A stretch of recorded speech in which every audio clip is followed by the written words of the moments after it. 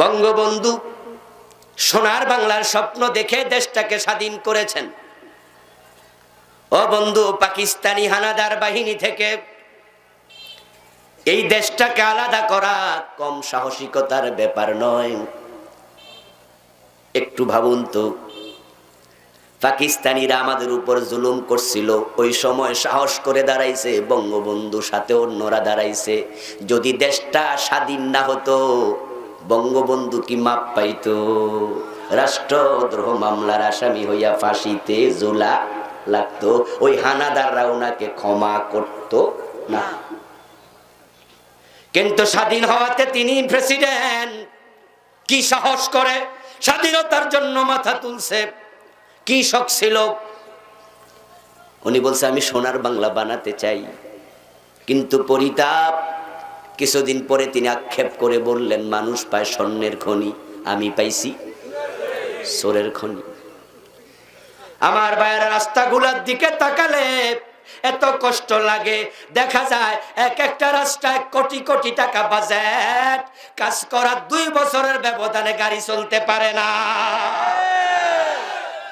চামড়া উঠে যাচ্ছে। কারণ যাদের হাতে কন্ট্রাক্ট দেওয়া হয় তারা বাজেটের অর্ধেকও কাজে লাগায় না। তাকওয়া নাই, কি নাই? আল্লাহর ভয় কলিজায় নাই। ও বন্ধু, আমরা কি দেখি মেডিকেল পাস করে ডাক্তার হয়, তারা সেরা মেধাবী, কিন্তু হাসপাতালগুলো খুলে তারা ডাকাত হয়। ডাকাত, ডাকাতের হাতে ছুরি আছে, ডাক্তারদের হাতেও ছুরি আছে না নাই? ডাকাত ছুরি দিয়া ভয় দেখায়া টাকা নেয়, আর ডাক্তাররা মহিলাদের পেট কেটে টাকা নেয়। ডাক্তার ডাকাতেরা পেট কাটে না, ছুরি দিয়ে ডর দেখায়, এই টাকা দে নয় গুতা মারমু। টাকা দিলাম মেরে একবারে কয় যে ঠিক আছে, তুই বালা মানুষ, বইয়া থাক, গাড়িতে বইয়া থাক। হ্যাঁ, মানি ব্যাগ দে, নয় কিন্তু গুতা দিমু। আপনি মানি ব্যাগ দেন, হেতে মানি ব্যাগ হাতায়া মাতায়া টাকা নিয়া পরে কয় গাড়ি ভাড়া আসেনি, 200 টাকা লইয়া যা। এমন ডাকাত আছে না? আপনাকে খুদ করে নাই, ব্যথা দেয় নাই, টাকাটা নিছে। আর আমাদের বড় বড় ডাক্তার হইয়া তারা এমন ডাকাত হয়, বিনা প্রয়োজনও সিজার করছে। টাকা দরকার, টাকা। আপনি যে গরিব রিক্সাওয়ালা, তারা এটা বোঝে না। ও রিক্সাওয়ালা, তোমার স্ত্রীর ডেলিভারি যদি নরমাল হয় তাহলে তারা বিল পাবে 5,000 4,000, এর চেয়ে বেশি বিল করবো কেমনে? একদিন বাচ্চা হওয়ার 3 ঘন্টা পরে তো মা হাঁটে, হাঁটে না? কথা বলতে হবে তো, হাঁটে না? নরমাল যদি ডেলিভারি হয় 2-3 ঘন্টা পরে মা হাঁটে, মা চলতে পারে, বাচ্চা কোলে লয়, দুধ খাওয়া। এখন তো রিক্সাওয়ালা বলবে ডাক্তার সাহেব আমার বউরে রিলিজ দেন, ভর্তি হয়েছে গতকাল, এখনো 24 ঘন্টা যায় নাই, বিল হবে একদিনের। বিল কত করবা? 3,500 বিল। একটা স্যালাইন লাগছে 300 টাকা স্যালাইন, ডাক্তারের চার্জ সব মিলা দেখে 6,500 হয়েছে। ডাক্তারের মনটা তো খারাপ, হাইরে ফেটটা কাটতে পারলাম না। ঠিক কিনা? ঠিক কিনা? এখন ফেটটা কাটলে তো 30,000, 20,000, 50,000। রিক্সাওয়ালা টাকা দেবে কোত্থেকে? বেটা তো গরিব। কিন্তু ডাক্তারের মনে সামান্য ভালোবাসা নাই, সে পেট কাইটাই দেবে। সে জানে নরমাল ডেলিভারি হইলে টাকা কম পাবো, আমার তো টাকা লাগবে। রিক্সাওয়ালা রিক্সা বেচেও টাকা দেয়া লাগে। সব ডাক্তার এমন না, ভালো আছে, ভালো আছে, তবে ভালোর সংখ্যা খুব। আপনাদের কাছে আমি জানতে চাই, প্রশ্নের জবাব দিন। এই যে বেটা ডাক্তার হইয়া মানুষের পেট কাটলো বিনা প্রয়োজনে, এই টেস্ট ওই টেস্ট, এই টেস্ট ওই টেস্ট, 13 রকমের টেস্ট। আবার সুন্দর করে লেখা দেয় অমুক ডায়াগনস্টিক সেন্টার থেকে করে আনবেন, অন্য জায়গায় না। এর মানে হলো ওখানে পার্সেন্টেজ খাবে। এখানেও নেহেয়ানো নিব, চারিদিকে শুধু খাই। এর একটা মাত্র কারণ, তাদের কলবের মাঝে আল্লাহর ভয় নাই। সবচেয়ে বড় শিক্ষিত ইঞ্জিনিয়ার, মেধাবী। ও বন্ধু আমার, কারো শখ ডাক্তার, কারো শখ ইঞ্জিনিয়ার হওয়ার। তবে ইঞ্জিনিয়ারিং লেখাপড়া এখনো মেডিকেলের চেয়ে বেশি প্রাধান্য পায়। সবচেয়ে মেধাবীরা ইঞ্জিনিয়ার হয়। কিন্তু আমাদের দেশে এখন BUET, suit, RUET, KUET, duet, engineering বিশ্ববিদ্যালয় অনেক হয়েছে। আগে শুধু একটা ছিল, বাকি সব ডিপ্লোমা। এখন ইঞ্জিনিয়ারিং বিশ্ববিদ্যালয়ের অভাব নাই, ইঞ্জিনিয়ারের অভাব নাই। বড় বড় ইঞ্জিনিয়ার তৈরি হচ্ছে, কিন্তু ওনারা এখন রড দেয় না, ওনারা বাঁশ দেয়। কি দেয়? বাঁশ দিচ্ছে। ও ভাইয়েরা, রাস্তা বানায়, ব্রিজ বানায়, কালভার্ট বানায়, সেখানে ইঞ্জিনিয়ারের হাত আছে না নাই? কন্ট্রাক্টর রাস্তা বানাবে, তার রাস্তার বিল যদি সরকার থেকে নিতে হয়, ইঞ্জিনিয়ারের সিগনেচার নিশ্চয়ই লাগবে। এখন রাস্তায় কংক্রিট দিছে কিনা, ফিস দিছে কিনা, বালি দিছে কিনা, ইট দিছে কিনা, সুরকি দিছে কিনা, যা দেয়া উচিত ঠিকঠাক মতো দিল না, সিগনেচারও করব না, বিলও তুমি পাইবা না, ঠেলার নাম বাবাজি। 1 কোটি টাকা বিল আটকা পড়ে আছে, ইঞ্জিনিয়ার সিগনেচার করে না। তুমি 2 নাম্বার বানাইছো। এই রাস্তা তো 5 বছর টেকসই হওয়ার কথা, তুমি যেমনে দিছো 6 মাসও থাকবে না, চামড়া উঠে যাবে, আমি সাইন করব না। এমন ধাক্কা যদি কন্ট্রাক্টররা খাইতে থাকতো, পরের বারে এ কামার করতো না। কিন্তু বন্ধু, আমরা দেখি এমন ইঞ্জিনিয়ার যারা ঘোষ দিলে সিগনেচার দিয়ে দেয়। তাই কন্ট্রাক্টর সাহেবেরা এখন অর্ডার দেয় না, জাতিরে বাঁশ দেয়। বড় মেধাবী, বড় শিক্ষিত, জামেলা এক জায়গায়, তার কলবে আল্লাহর ভয় নেই। এবার আপনাদের হাতে ছেড়ে দিলাম বল, আপনাদের কোর্টে দিয়ে দিলাম, আওয়াজ করে জবাব দেন। ভালো মানুষ পাওয়ার জন্য কোরআনওয়ালা দরকার আছে না নাই?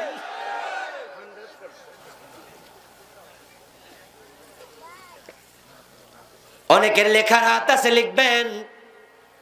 যাদের বলার হাত আছে বলবেন। আজকের শিশু কালকের ভবিষ্যৎ, কালকের প্রেসিডেন্ট, কালকের প্রধানমন্ত্রী। আমার ভাই ভালো করে শুনুন, কান খুলে শুনুন। ভালো মানুষ কেন পান না? মেডিকেলে যারা পরে খবর নেবেন, ফার্স্ট ইয়ার থেকে লাস্ট ইয়ার পর্যন্ত কানের চিকিৎসা শিখায়, মাথার চিকিৎসা শিখায়, হাতের গুলা শিখায়, পায়েরটা শিখায়, নার্ভের শিখায়, ব্লাডের শিখায়, দেহ সম্পর্কে সব শিখায়। দেহের রোগ হলে কেমনে ভালো করা লাগে মেডিকেলে সাবজেক্ট আছে, কিন্তু কলবের রোগ শয়তানে যদি ধরে, ভালো করার একমাত্র সাবজেক্ট কোরআন। মেডিকেলে সিলেবাসে কোরআন নাই।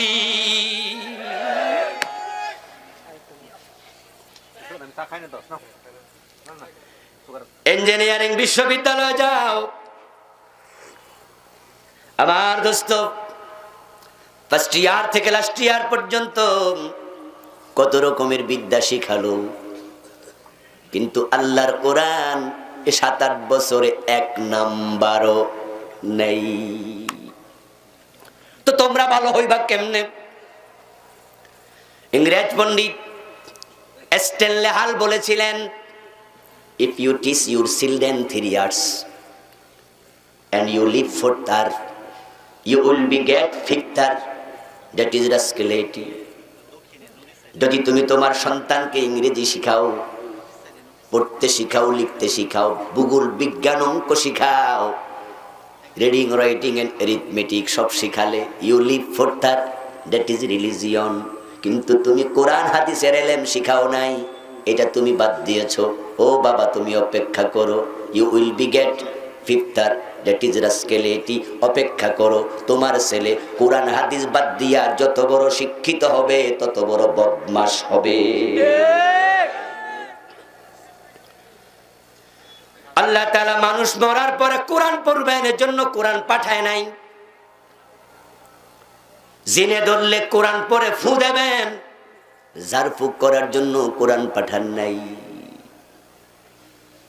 গলায় তাবিজ বানায় ঝুলাবেন, এজন্য কোরআন পাঠান নাই। কোরআন পাঠাইছেন হেদায়াতের জন্য, হেদায়াতের জন্য। হুদাল্লিল মুত্তাকিন, যারা হেদায়াত পেতে চাও তাদের কাছে, কোরআনের কাছে তাদের যেতেই হবে। এখন হেদায়াতের জন্য আমরা কোরআনের কাছে কয়জন গেছি? আমরা তো কোরআন পড়তেছি, প্রতি অক্ষরে 10 নেকি পাওয়া যাবে সে আশায়। নেকি পাওয়ার নিয়তে কোরআন পড়ো। কোরআনে আল্লাহ কি বলেছে আমল করার নিয়তে কয়জন পড়ো? তুমি নেকির জন্য গেছো, ও মিয়া, আমল করার নিয়ত যদি না থাকে, কোরআন মানার নিয়ত যদি না থাকে, কোরআন পড়লে কোনো নেকি নাই, নেকি নাই, নেকি নাই। কোরআন পড়লে নেকি হবে তখন, আমল করার চিন্তা থাকবে যখন। আগে তো মানতে হবে, মানার নিয়ত থাকতে হবে। আওয়াজ করে বলুন তো, গিরিশচন্দ্র সেন কি কোরআন পড়ে নাই? আরো জোরে বলেন, পড়ছে কিনা? মানার নিয়ত ছিল, সুতরাং কোনো নেকিও নেই। আপনি বলবেন সে তো কাফের। আমি প্রশ্ন করি, তুমি মুমিন হইলা কবে? গিরিশচন্দ্র সেন কেন কাফের? কারণ কোরআন মানার নিয়ত নাই। তো তোমার মাঝেও নিয়ত নাই, তুমি মুমিন হইলা কেমনে?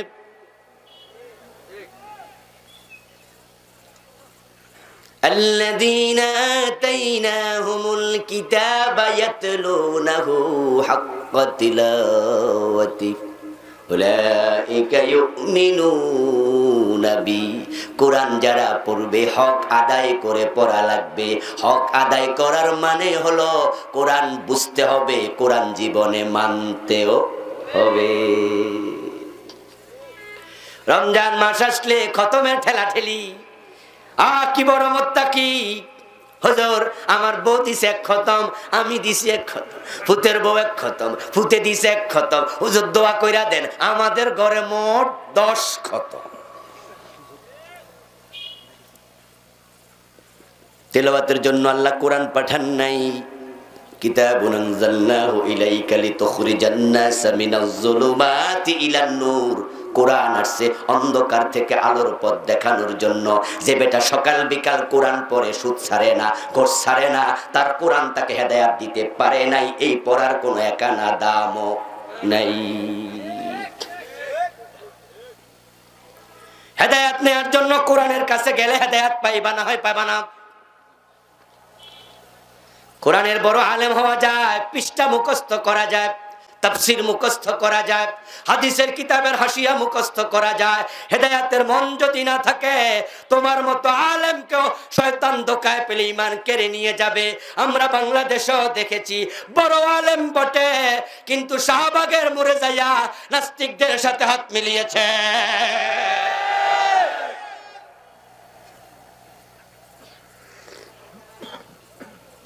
কদিন আগে দেখছেন টেলিভিশনে, জিয়াউল হাসান নামে একজন হুজুর, সে বলতেছে কাবা শরীফ নাকি ভাস্কর্য।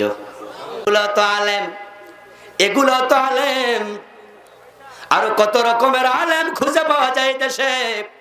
হেদায়াত বড় দামি জিনিস রে ভাই, অনেক বড় দামি জিনিস। হেদায়াত পেতে হলে কোরআনের কাছে যাও। মাহফিলে এসেছো, হুজুরের চেহারা কেমন, কণ্ঠ কেমন, ভালো লাগলে শুনবো, না লাগলে চলে যাব। ততক্ষণ শুনবো যতক্ষণ আমার মনের সাথে ওয়াজ মিলে। দলিল দেখ আর হাদিস দেখ, কোরআন দেখ আর যাই দেখ, যদি আমার চিন্তার বাহিরে হয় আমি আর নেব না। এমন চিন্তা যদি তোমার থাকে, মাহফিলে এসো, হেদায়াত পাওয়ার সম্ভাবনা নেই। এই যে আজকের মাহফিলে আপনারা কষ্ট করে আসছেন, সবার কি হেদায়াত নেয়ার মানসিকতা আছে? মোটেও না, মোটেও না। জুতা চুরি করতো কেউ আইছে, আইসে না? মোবাইল চুরি করার জন্য আসে নাই? আবার হুজুর কি ওয়াজ করে এটা উপরে নালিশ দেবে, এমন চিন্তাও 2-4 জনের আছে না? না, হে গোয়েন্দা বিভাগের লোক হিসাবে আইছে। তোর কাছে যদি আমি কোরআন ঢাইলাও দি মাথার উপরে পানিতে মিশাইয়া হেদায়াত পাবে না। কবি নজরুল আফসোস করে বলেছিলেন, ফল বহিয়াছো পাউনি করস, হাইরে ফলের ঝুড়ি, লক্ষ বছর ঝর্ণায় ডুবে রস পায় না কোনড়ি। ফলের ঝুড়িতে ফল থাকে, রস থাকে না। নুড়ি পাথর গ্লাসের মাঝে চুবিয়ে রাখো, একদিন দুদিন 5 দিন তুলে হাতুড়ি দিয়া ফাটাইয়া দেখো, পাথরের ভিতরে এক ফোঁটা পানিও নেই। আল্লাহ তাআলা বিশ্ব মানবতার হেদায়েতের জন্য কোরআন পাঠাইছে। এখন আপনাদের কাছে আমার এই প্রসঙ্গ, আজকে কথা শেষ হবে, পরের প্রসঙ্গ গিয়ে কিছুক্ষণ বলে শেষ করব। আমাদের সকলের হেদায়েত পেতে হলে আল্লাহর কোরআনের কাছে যাওয়া দরকার আছে না নাই? তাই সবাই যেতে হবে, সবাই যাবেন। কিন্তু কোরআনের গিলাপ বাঁধা তাকের মাঝে কোরআন ময়লা পড়ে গেছে, আজকে 3 মাস ধরা হয় না। ও বন্ধু, হেদায়েতের জন্য মানুষ এখন কোরআনের কাছে যেতে চায় না, তারা পীর সাহেবের বাড়ির দিকে পাগল হয়ে দৌড়ায়। হেদায়েতের জন্য কোরআনের কাছে যায় না, কোরআন তো তার ঘরেই আছে। সে যায় মতিঝিলে বাবে রহমতে, সে যায় মাইজবান্ডা, ঠিক না? ফটিকছড়ি চলে যায় হেদায়েত নেওয়ার জন্য, ঘরে কোরআন আছে, খবরই নাই।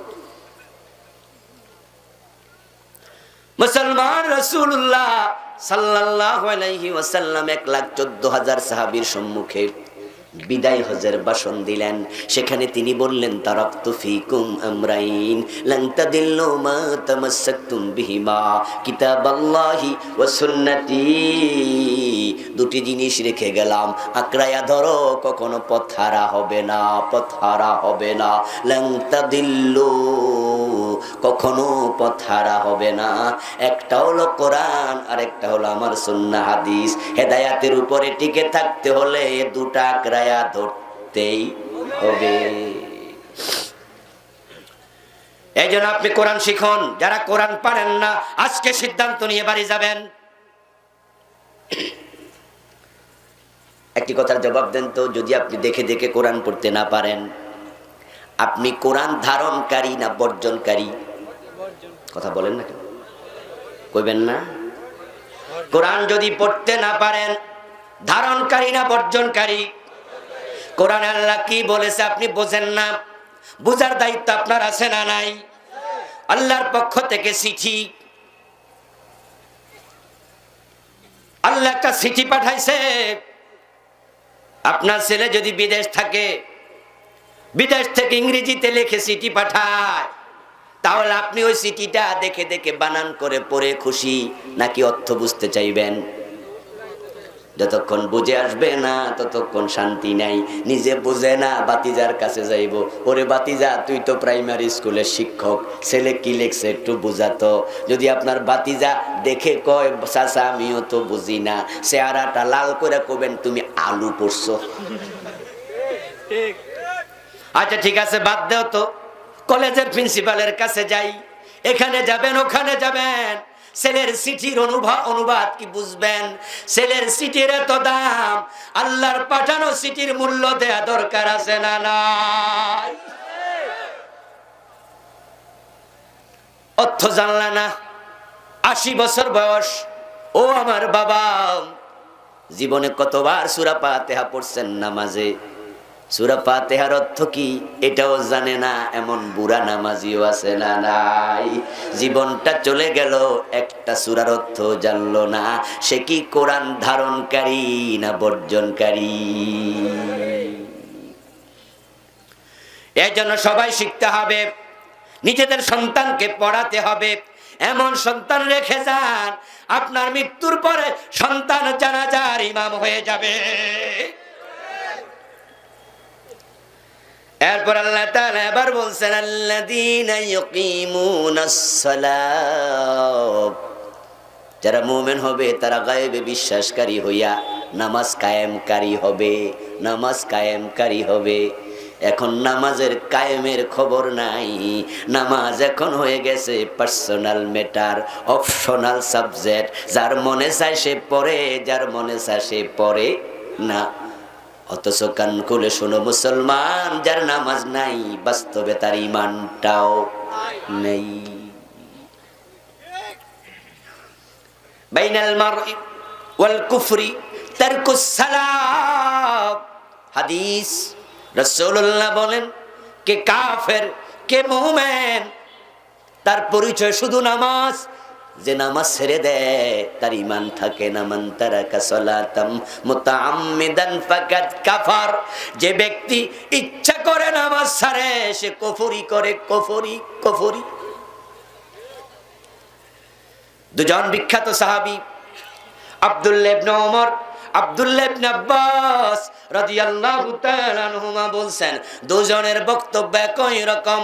লা ঈমানা লিমান লা সালাতা লাহু, লা দীনা লিমান লা সালাতা লাহু। যার নামাজ নাই তার ঈমান নাই, দিন নাই। মসজিদগুলো খা খা করে ফজরের টাইমে দেখবেন কোন মসজিদে এক কাতার, কোন মসজিদে দু কাতার, কোন মসজিদে আধা কাতার, কোন মসজিদে ইমাম আর মুয়াজ্জিন ছাড়া কেউ নেই। আমার ভাইয়েরা, মাহফিল করার জন্য মানিকগঞ্জ গেলাম কয়েক বছর আগে। ড্রাইভারকে বললাম মসজিদ পেলে দাঁড়ায় আসরের নামাজ পড়ব। অজু অবস্থায় ছিলাম, ড্রাইভার মসজিদ দেখে দাঁড়ায় গেল, অজুর টেনশন নাই। তাড়াতাড়ি করে ঢুকলাম, ঢুকে দেখি মসজিদে একটা বিছানাও বিছানো নাই। বিছানাগুলো ওয়ালের সাথে ঝুলাইয়া রাখছে। মসজিদে ধুলা বালি হাফ ইঞ্চির কাছাকাছি, এমন বালি আর কবুতরের পায়খানা। অবস্থা দেখে বড় কষ্ট পেলাম। আল্লাহ আল্লাহ আল্লাহ, অবস্থা দেখে বোঝা যায় এখানে নামাজ হয় না।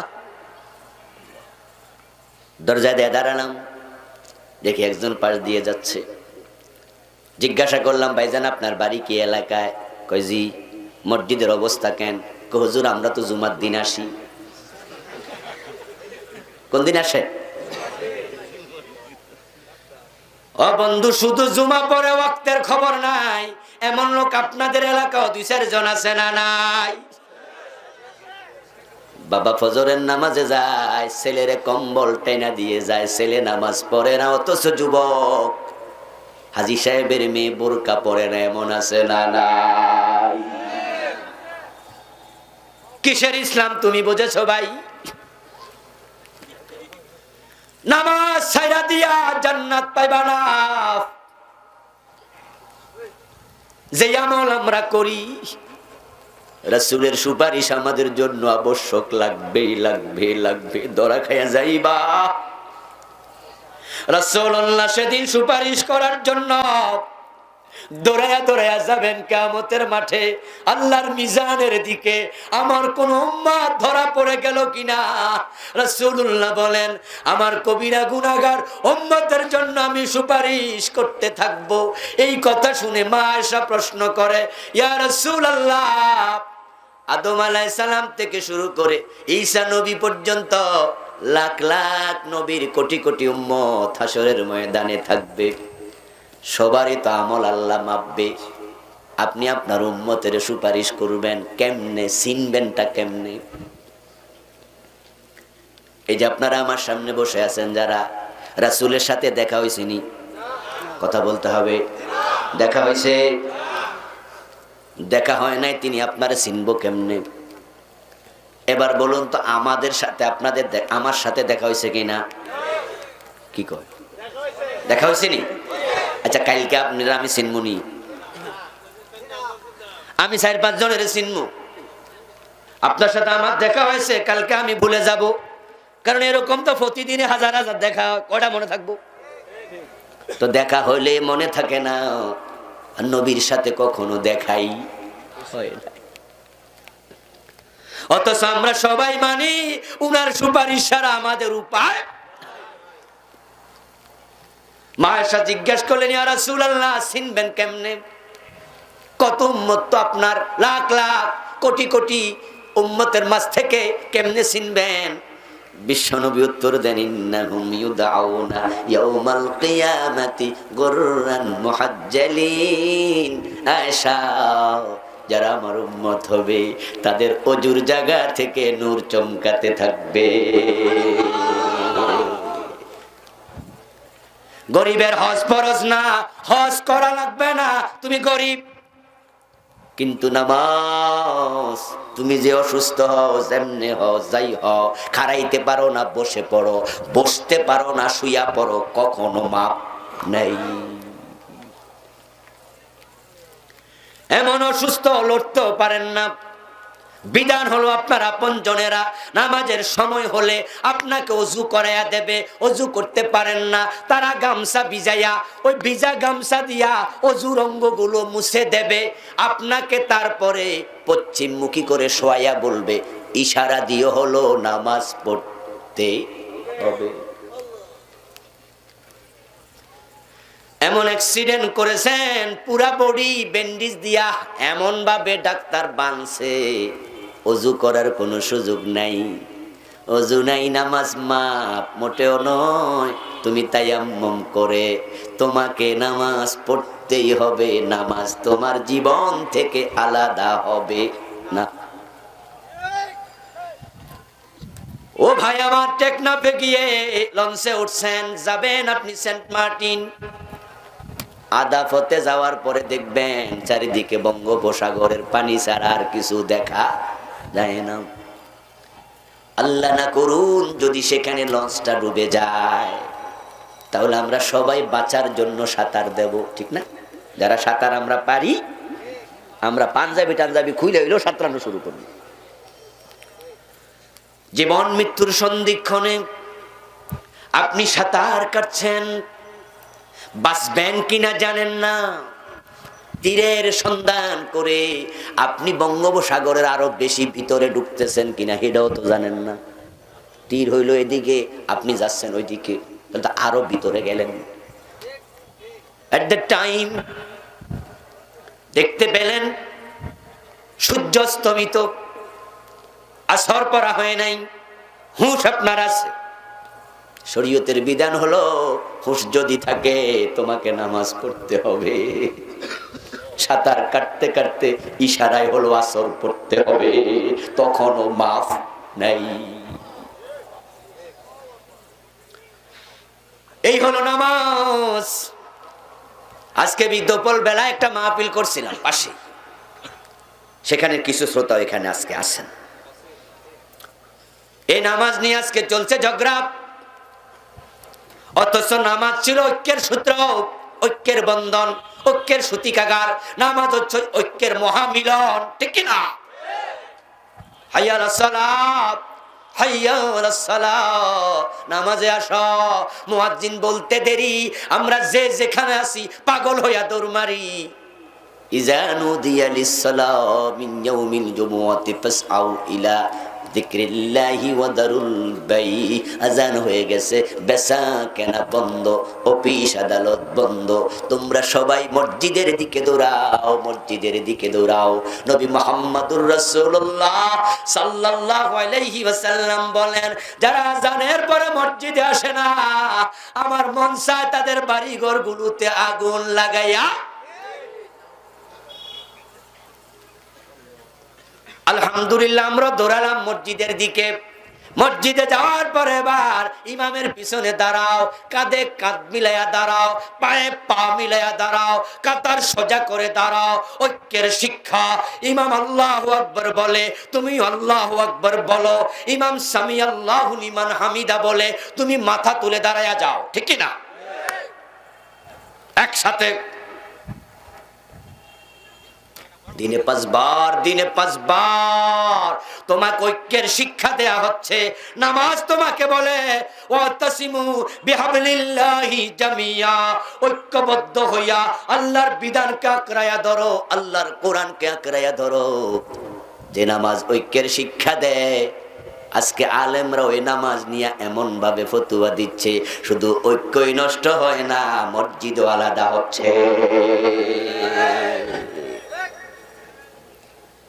বাংলাদেশে এখন নামাজ লইয়া যে ঝগড়া আলেমদের মাঝে, আর কোন বিষয় লইয়া ঝগড়া নাই। মসজিদের নাম আহলে হাদিস মসজিদ, আশ্চর্য তো, আছে না নাই? আজীব।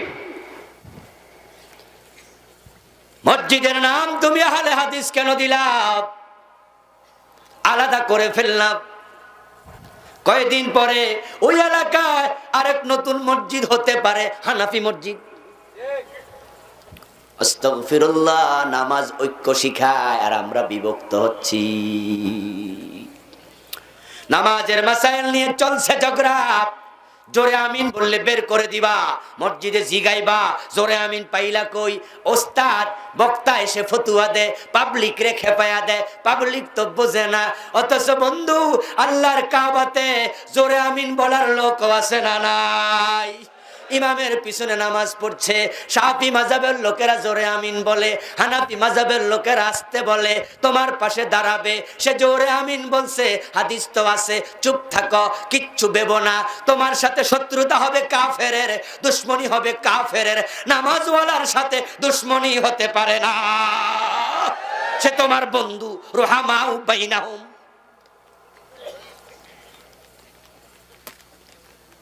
সে তো নামাজওয়ালা। যদি সে ভুল আমল করে যেটা হাদিসে নাই, তাহলে তোমার উচিত তাকে ভালোবেসে সতর্ক করা, তাকে আদর করা, যত্ন করা। হাইরে আমার এই যুবকটা টুপি ছাড়া নামাজ পড়ে, টুপি ছাড়া। কিছু পোলাপান দেখবেন মসজিদে চলে আসছে, এখন আপনি টুপি ছাড়া দেখা চোখ বড় করে কন, এই কি হয়েছে? আপনি তার সাথে চোখ রাঙ্গাইয়া কথা বলছেন, সে তো নামাজি। অথচ রাস্তায় দাঁড়াইয়া সিগারেট টানে, নামাজেও আসে নাই, তার সাথে চোখ রাঙ্গায় না। কথা ছিল এর সাথে না চোখ রাঙ্গাবেন। বরং যে টুপি ছাড়া আসছে, আপনি তাকে নামাজের পরে মুসাফা করে বুকের সাথে বুকটা লাগাইয়া মহানাকা করে পিঠের মাঝে হাত দিয়া, বয়স যদি বেশি হয় বাবা, ভাতিজা, চাচা বলে আবার সুন্দর করে যদি বলেন, তুমি নামাজে আসছো, তোমারে দেখে আমার মনটা ভরে গেছে, নামাজি যুবক, যদি টুপিটাও মাথায় দিতা তোমারে আরো সুন্দর লাগতো। এইভাবে না সংশোধন করবেন। বলা বান মসজিদে আসছে, দুষ্টামি করছে, হাসাহাসি করছে, বয়স কত? 5 বছর, 7 বছর, 8 বছর, 9 বছর, বাবা সাথে নিয়ে আসছে, নামাজের প্রশিক্ষণ দাও। 7 বছর বয়স যখন হয়, বাবা সাথে আনছে, পাশেও দাঁড় করাইছে, বাবা আল্লাহু আকবার বলে নিয়ত বাজছে, পিচ্চিটা পাশ থেকে দৌড় মাইরা পিছনে চলে গেছে। পাশের বাড়ির আরেক পিচ্চি হেতের লগে গল্প শুরু করছে, আছে না? দৌড় মারে ফিরুত ফিরুত করে এদিকে ওদিকে দুষ্টামি করতেছে। আর আপনি তো নামাজের ভিতরে ফুলতাছেন, আপনি তো রাগে ফুলতাছেন যে নামাজটা আসি রে বাচ্চা গেলি। নামাজ সাইরা দিয়া সালাম ফিরাইয়া প্রতিক্রিয়া শুরু। আর ফুলাফান আস্তাগফিরুল্লাহ, আস্তাগফিরুল্লাহ। ও বন্ধু, আপনার নামাজে বিঘ্ন ঘটাইছে, এটাকে আমরা স্বাগত জানাই না। বাচ্চারা দুষ্টুমি করলে তাকেও তো আপনি ভালোবেসে সতর্ক করতে পারেন। আপনি পকেটে করে চকলেট নিয়ে যান, ওই দুষ্ট বাচ্চার হাতে আপনি চকলেট ধরাইয়া বলবেন, আগামী দিন যদি মসজিদে আসো, কথা না বললে চকলেট 2টা দিমু। ঠিক না? তুমি যদি কথা না কও, দুষ্টামি না করো, তোমার 3টা চকলেট দেব। বাচ্চা খুশি হয়ে যাবে এবং এরা প্রতিযোগিতা করবো, এই তুই কথা কবি আমার লোক, আমি কিন্তু কমু না, 3টা চকলেট পাবো। এটা হওয়া দরকার ছিল, ঠিক না? আমরা তো কই এই বলা, এমন জোরে ধমক মারে আজরাইলের ছোট ভাইয়ের মতো। ও বাচ্চা তো এমন ভাবে চমকে ওঠে, ধমক খাইয়া চোখের পানি চলে আসে। পরের দিন বাপে কয় মসজিদে চল, কয় আব্বা এই মসজিদে জিন্দিগি তো যাবো না। কি করলেন এটা? কি করলেন আপনি এটা? বিশ্বনবীর সুন্নাহ কি? রাসূল সাল্লাল্লাহু আলাইহি ওয়াসাল্লাম সিজদায় যখন যেতেন, হাসান হুসাইন রাদিয়াল্লাহু তাআলা আনহুমা 2 জন বিশ্বনবীর পিঠের মাঝে গোড়ার মতো সওয়ার হতেন। হযরত জয়নব রাদিয়াল্লাহু তাআলা আনহার মেয়ে উমামা রাদিয়াল্লাহু তাআলা আনহাকে বিশ্বনবী কোলে তুলে নামাজ পড়তেন, কোলে তুলে কাঁধের মাঝে রেখে নামাজ পড়তেন। রুকুতে যখন যেতেন আস্তে করে নামাইয়া দিতেন, সেজদা থেকে ওঠার সময় আবার তিনি কোলে তুলে নিতেন। বিশ্বনবীর কাঁধে ওঠে, বিশ্বনবীর কোলে ওঠে, আর তুমি কোলেও নেও না, কাঁধেও নেও না, হে পিছনে যায় কথা কইছে তাই চোখ ঘুরাইছো, তোমার কারণে মসজিদে নামাজি তৈরি হবে না। যেই মসজিদগুলোতে ছোট বাচ্চারা যায় না, ওই মসজিদের ব্যাপারে আক্ষেপ করো, আফসোস করো, ভবিষ্যতে নামাজি কমে যাবে।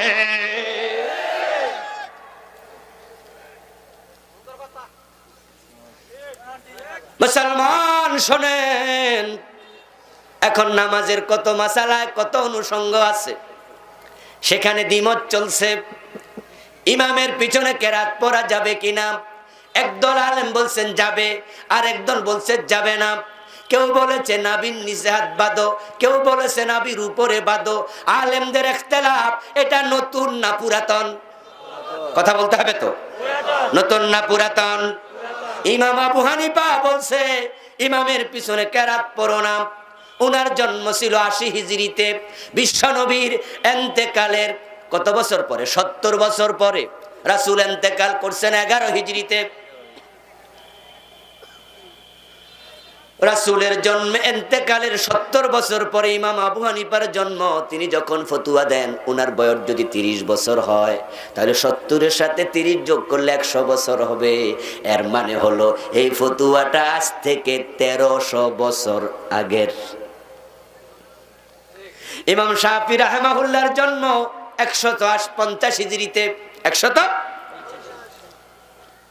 উনি যদি ৩০ বছর বয়সে ফতুয়া দেয়া শুরু করেন, তাহলে ১৮০ হিজরিতে ফতুয়া দিছে। এর মানে আজ থেকে ১১০০ বছর আগে।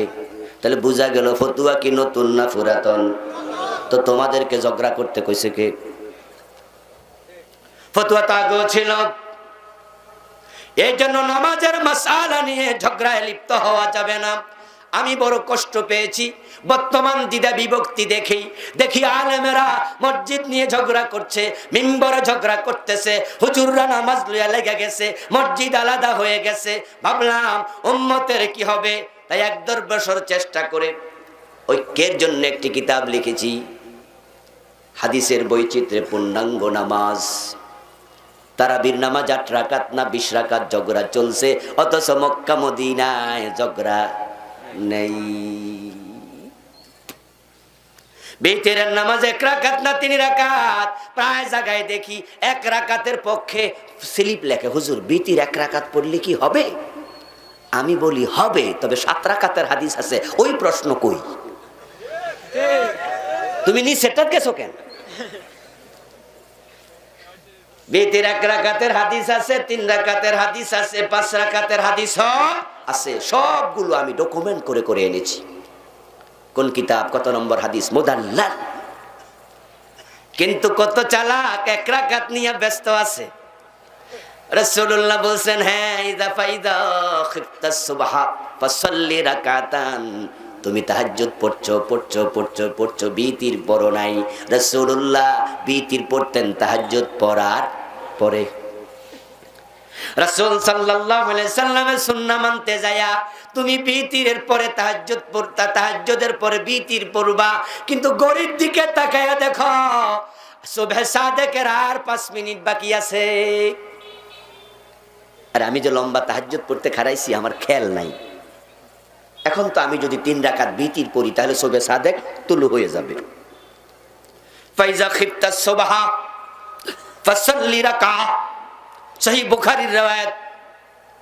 যখন তুমি দেখবা সুবহ সাদেক কাছে আইসা গেছে, ৩ রাকাতের সময় নাই, ১ রাকাত পড়ো, তুমি তখন ১ রাকাত পড়িও দোস্ত, আমি মানা করব না। কিন্তু ৫ রাকাতের হাদিস কোনোদিন তো জিজ্ঞাসা করলা না। তাহলে বোঝা গেল তুমি কমানোর তালে আছো। এখন না না, চোর বলা যাবে না, এটা আবার সীমালঙ্ঘন। ১ রাকাতের হাদিস আছে না নাই? তা আপনি চোর কইলেন, যেটা উল্টো হয়ে গেল না? আমি তো হেডা বন্ধ করার জন্য ওয়াজ করতেছি, আবার শুরু হয়ে গেল না। আঘাত করা যাবে না, আঘাত করা যাবে না। আমরা সবাই হয়ে যাব ডাক্তার, ভালো ডাক্তার।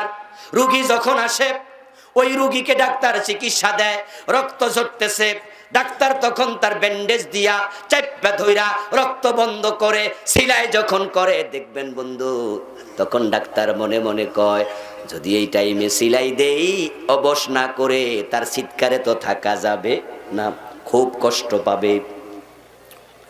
তাই ডাক্তার লোকাল অ্যানেস্থেসিয়া দেয়। লোকাল অপারেশন বড় হলে পুরা অ্যানেস্থেসিয়া, 6 ঘন্টা বেহুশ, ঠিক না? ওপেন হার্ট সার্জারি 6 ঘন্টা বেহুশ।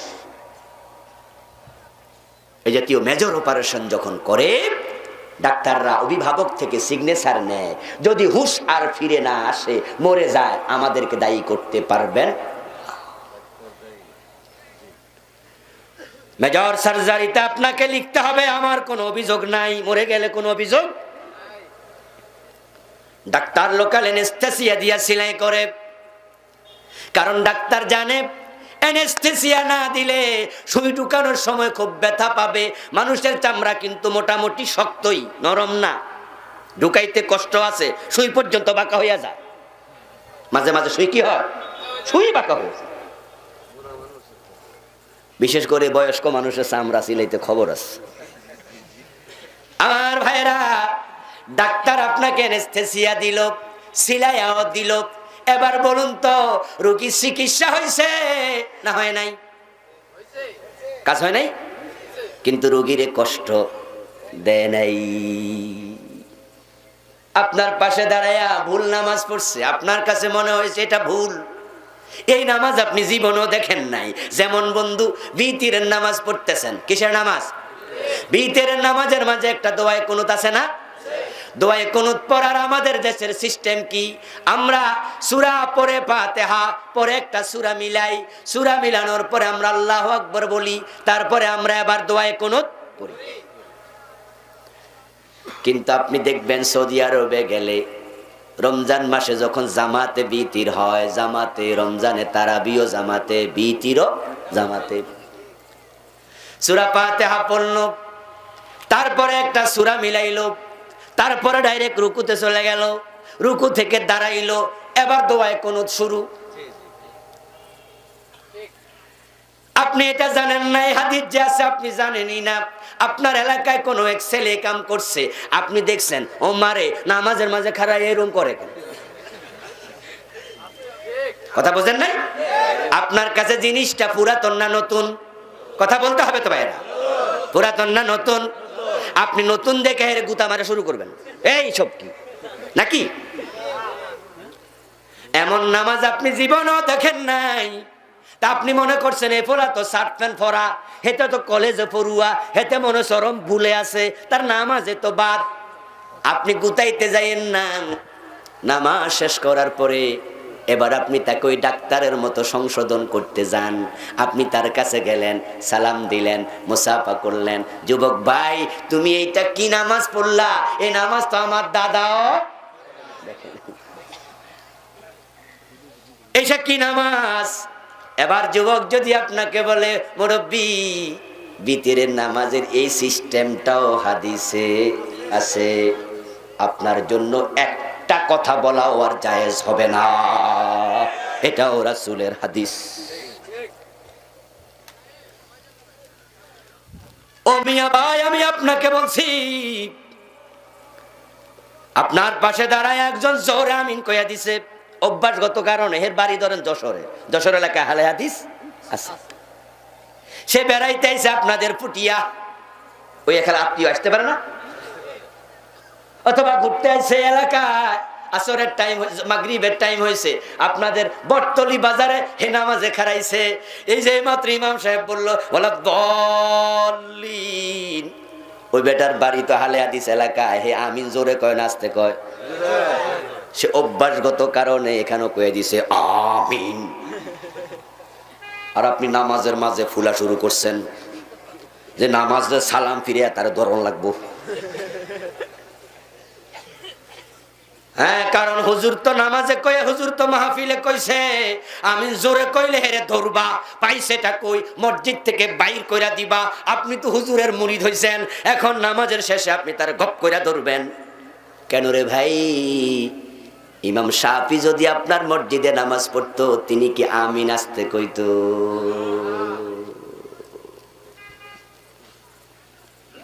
ইমাম শাফি তো জোরে আমিনের পক্ষের লোক। সুনানে আবু দাউদে জোরে আমিনের দুটা হাদিস আছে, দুটা হাদিস আমি নাম্বার সহ লিখছি, খুব উপকার হবে ইনশাআল্লাহ, ঝগড়া কমবে, জানবেন এটা রাসূলের হাদিস। ওই যুবকের আপনি বললেন আমিন, তুমি জোরে কইছো কেন? বাপ তোমার বাড়ি কই? বলে আমার বাড়ি যশোর। তো জোরে আমিন কইছো কেন? তখন সে বলল আমাদের এলাকায় এই হাদিসের উপরে আমল হয়, তাই আমিও কইয়া লাইছি। আপনি চোখ বড় করবেন না, বরং মুসাফা করে বিদায় দেবেন, কারণ রুহামা উবাইনাহুম, মুমিন আপনার বন্ধু, তার সাথে দুশমনি করা যাবে না। আপনার মুমিন বন্ধু, নামাজি বন্ধু, সে আপনার ভাই, তাকে বুকে টানেন। কয় কি? কয় না না, জোরে আমিন কইলে আমাদের মনোযোগ নষ্ট হয়। তোমার মন এত ছোট কেন মিয়া? নষ্ট হবে? তুমি মানো না, আমিও মানি না। আমি ব্যক্তিগতভাবে জোরে আমিন বলি না, আমিও আস্তে আমিন বলি, কিন্তু আমার মন বড়। সে রাসূলের একটা হাদিস মানছে, আমি মানি নাই।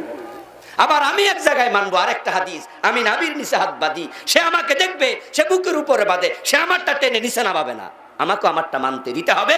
আমার পক্ষে হাদিস আছে না নাই? আমার তো ভাই, আমার বন্ধু। নামাজ নিয়ে কোনো বিতর্ক নয়। হাদিস যদি থাকে আপনি তাকে ছেড়ে দেন, কারণ তার আমলের জবাব আপনি দেবেন না, সে দেবে। যদি সংশোধন করতে চান ভালোবাসা নিয়ে করবেন। সংশোধনের রীতি আছে ভাই আমার। যদি কারো কপালে ময়লা লেগে থাকে, আপনি দেখলেন কপালে ময়লা লইয়া এই লোকটা বাজারে হাঁটতেছে, নিজের কপালে ময়লা দেখা যায়? কথা আর একটু জোরে কর না। দেখা যায়? দেখা যায় না। এখন আপনি ভালোবাসা নিয়ে হেরে মুছতে গেছেন, যে ময়লাটা মুছা দিন। মোছার দুইটা তরিকা, একটা হলো হাত থেকে রুমাল বের করলেন, ডাক দিয়ে বললেন ভাই একটু এদিকে আসেন, আপনার কপালে তো ময়লা, এটা বলে আপনি সুন্দর করে মুছে দিলেন। মোছা হলো। এই লোকটা আপনাকে এত ভালোবাসবে, আপনার কথা কোনোদিন ভুলবে না। 1 বছর পরে দেখা হইল, বলবে আরে ওই ভালো মানুষ রে। আপনি কপালের ময়লা মোছার জন্য যদি স্যান্ডেল খোলেন,